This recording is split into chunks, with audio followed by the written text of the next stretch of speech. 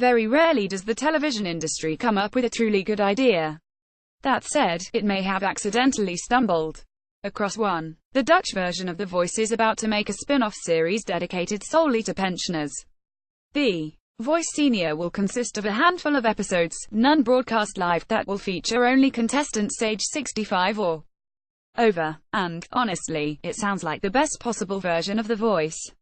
Based on statistics alone, the standard version of the show is a dud, with none of the winners going on to achieve a meaningful career in music. Meanwhile, The Voice Kids comes with a horrible tang of exploitation, since its contestants are unable to process the level of rejection that participation requires. However, if all the contestants are retired, everything changes.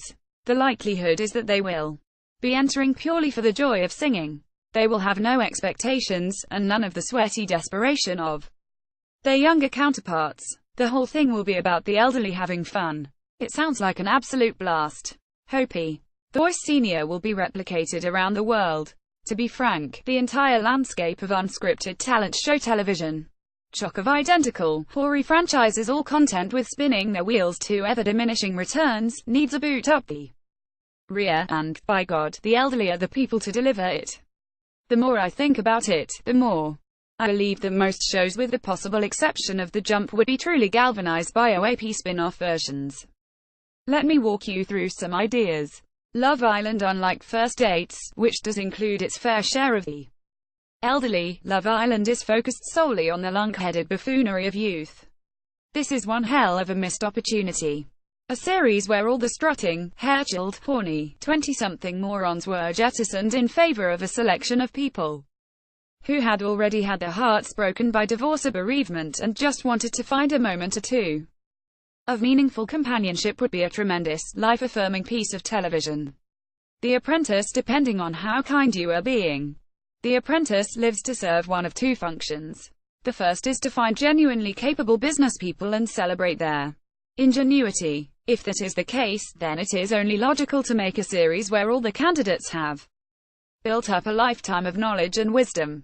The Apprentice's second function is to locate and promote a series of dreadful right-wing, reactionary Katie Hopkins-style wingnuts, and anyone who has ever been home for Christmas knows that these aren't exactly in short supply among older people. Either way, it is a win-win.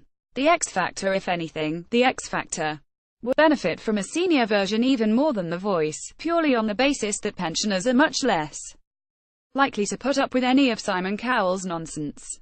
Imagine one of your grandparents taking part in the 6-chair challenge. Imagine how quickly they would realize that life was simply too short to spend squabbling in such a gladiatorial bear pit. They would naff off as soon as Nicole Scherzinger started pulling a fork's agonized face, wouldn't they? It would be brilliant. I would be much more keen to The X Factor if none of the contestants was invested in the show's bullshit machinations. Big Brother. Imagine a version of Big Brother where the contestants had long grown out wanting to peacock for the cameras.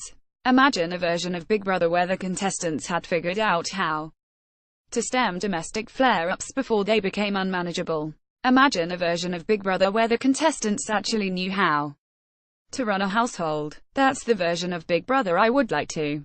Admittedly, in Channel 5's hands, they would probably just turn it into a live feed of a nursing home, of people shouting frail non-sequiturs over volume. Police interceptor repeats, so maybe we should rule this one out.